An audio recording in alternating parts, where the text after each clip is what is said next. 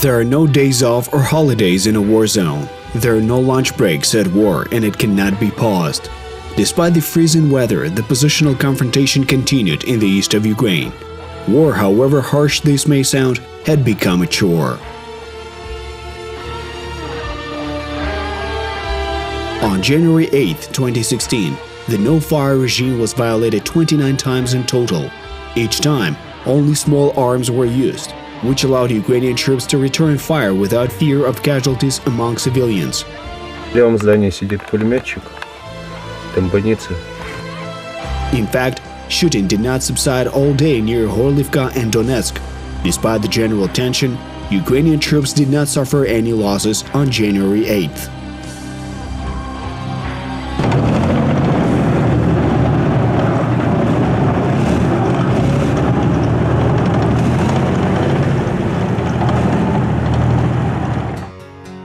This is the 79th episode of the series History of the War.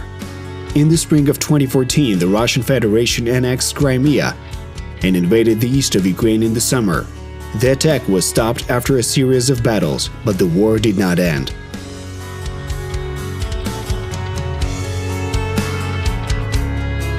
Diplomacy and espionage, economy, propaganda, and military operations – all these are elements of hybrid war, and we're trying to make sense of them. You should always remember that war is not just battles on the front line.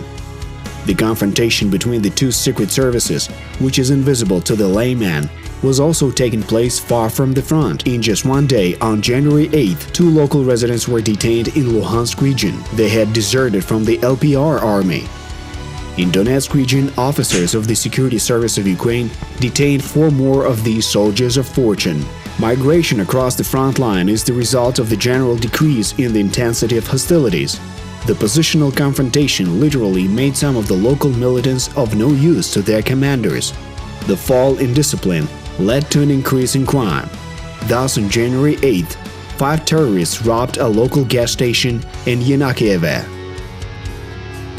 Питеру привет! Питеру привет, да! Донбасу привет большой! Донбас! Скоро приеду, ждите! It's also worth noting that on January 1st, the leader of the DPR militants, Zakharchenko, ordered the commanders of the so-called 1st and 2nd Army Corps of the DPR to stop paying bonuses for participation in hostilities. That was caused by a cut in funding from Russian curators. It is logical that this fact demoralized many militants. So in the so-called 5th Separate Motorized Rifle Brigade alone, about 300 militants submitted letters of resignation. Moreover, according to the testimony of defectors, individual commanders took away passports from their soldiers in order to avoid mass desertion.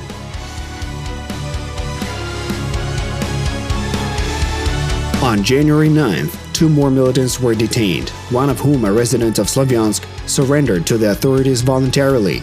Near the village of Zolote 3 in Popasna area, a disguised ammunition depot was discovered, where in addition to a large number of ammo rounds, anti-personnel and anti-tank grenades, explosive and detonators were also stored.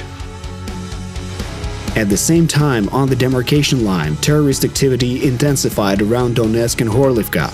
In the area around Novgorod, infantry fighting vehicle, onboard guns, and a tank main gun were used. On January 9th, militants reported their losses of 1 killed and 3 wounded, although later there was information that the DPR militant died as a result of a domestic quarrel, and the terrorists, in an attempt to hide the murder, literally blamed the actions of the Ukrainian army for his death. In the area of Mayorsk and Zaitsevo, militants fired at Ukrainian positions using small arms, grenade launchers, and mortars. As a result of these attacks, 2 Ukrainian soldiers were killed. One of them, a veteran of the Ilovaisk battle of 2014, police captain Alexander Ilnitsky, was mortally wounded while saving civilians, whose car was under militant fire from shelling.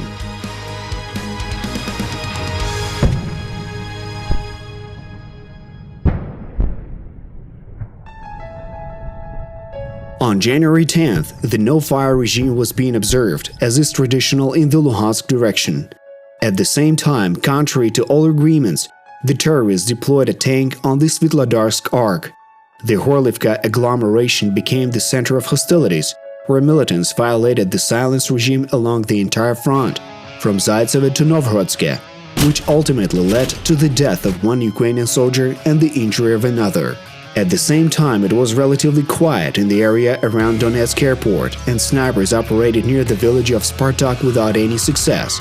A similar situation was observed in the Mariupol direction, where militants carried out short shelling several times in the areas of Starohnativka and Shirokina. Ukrainian law enforcement officers discovered an ammunition stash in an abandoned warehouse in the village of Ocheretina in Yasinovato Rayon of Donetsk region. More than 9,000 different rounds of ammunition, a heat warhead, and 12 hand grenades were seized and subsequently destroyed. On January 11th, the situation along the demarcation line escalated. In the area of Crimea, Troitske, Vodiane, and Hronitne, terrorists fired mortar shells at Ukrainian positions. Near Novoluhansk, anti-terrorist operation forces entered into battle with a sabotage recon group of militants. Constant skirmishes took place in the area of Butivka mine, near the Donetsk airport. Shelling occurred 35 times. Such an increase in activity has its own very simple reason – money. In an effort to resume the payment of military bonuses, individual field commanders provoked the Ukrainian army to escalate the fighting in every possible way. It's worth noting that Russian curators tried to combat such manifestations of excessive activity, most likely following the relevant order from their superiors. On January 12th, the overall picture of the confrontation changed only slightly. While fully observing the no-fire regime in the Mariupol direction, militants used automatic grenade launchers to fire at Trokhizbenka and Crimea. Terrorists were also active in the area of Horlivka and Donetsk. On the same day, Ukrainian law enforcement officers exposed a criminal organization that was engaged in fundraising under the guise of union activity. More than 800,000 hryvnias were seized. This money was ultimately intended for the needs of illegal armed groups. It is important to note here that this source of financing was not key, as fuel, ammunition, equipment, and the funds to pay salaries were being received by the 2nd LPR Army Corps directly from Russia. However, the additional money enabled the enterprise and militants to buy modern radio equipment and optics in third countries, which in turn increased the combat effectiveness of individual units.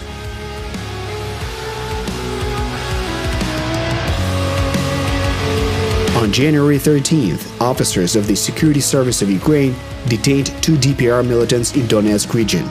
They were trying to infiltrate territories controlled by the Ukrainian authorities due to cutbacks in funding of the occupying army. On the same day, the representative of the President of the Russian Federation in the contact group on Ukraine, Boris Gryzlov, talked about the initiative of having a complete ceasefire on January 14th. This initiative was supported by the rest of the group. But in the best traditions of Kremlin diplomacy, the Russian terrorist forces acted in the completely opposite way. The number of occasions of shelling on the demarcation line rose to a total of 70. It should be noted that heavy weapons were occasionally used only in the area around Donetsk airport. In remaining hotspots, militants acted erratically, firing from small arms. All those firefights led to the injury of 2 Ukrainian soldiers. There is a simple explanation for this surge in activity. January 14th is the so-called Old New Year, an additional holiday from the New Year's series, which took root in 1918 due to the move by Soviet Russia from the Julian calendar to the Gregorian calendar. In simple terms, on the night of January 13th, everyone was allowed to continue celebrating the New Year to their heart's content.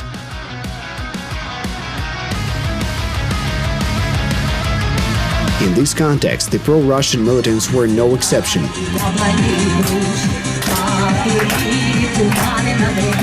This ultimately manifested itself in an increase in the number of episodes of alcohol abuse and, as a result, groundless firing into the air and towards Ukrainian positions.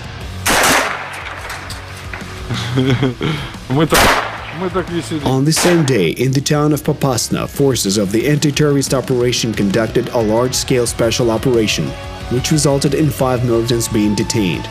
The security officials also found an ammo and weapons cache.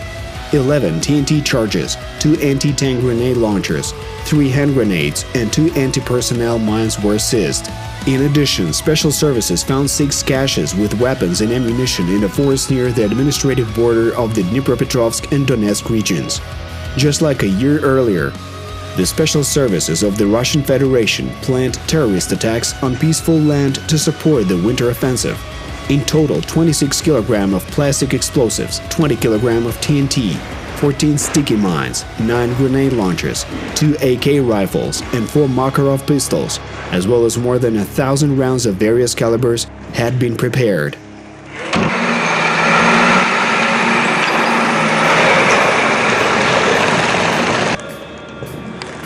On January 15th, the number of shellings dropped to 40, but there were considerably more episodes of heavy weapons use. Despite the allegedly peaceful initiatives of Russia, militants repeatedly fired heavy mortars at Ukrainian positions in Marinka and in the south of the ATO zone. It is noteworthy that a general rise in the activity of terrorist forces was observed along the entire demarcation line. Scout UAVs were spotted in the area of Konstantinivka and Mariupol. In the village of Kirillivka of Volnovakha Rayon in Donetsk region, officers of the Security Service of Ukraine found a Shmel rocket launcher and detailed maps of Mariupol. According to intelligence, the weapons and maps were intended for sabotage, a reminder that in 2015, terrorists had already blown up infrastructure facilities in Mariupol. On the same day, the LPR army lost 2 of its soldiers. One former police officer was detained by Security Service of Ukraine officers in Luhansk region, and another militant took advantage of the Waiting for You at Home program of the Security Service of Ukraine and turned himself in.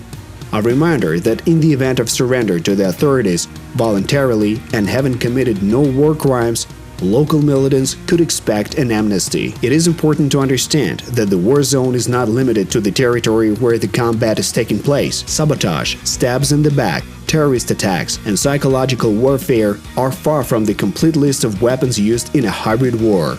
Back in December 23, 2015, the world's first confirmed hacking attack occurred, which was aimed at disabling a power system.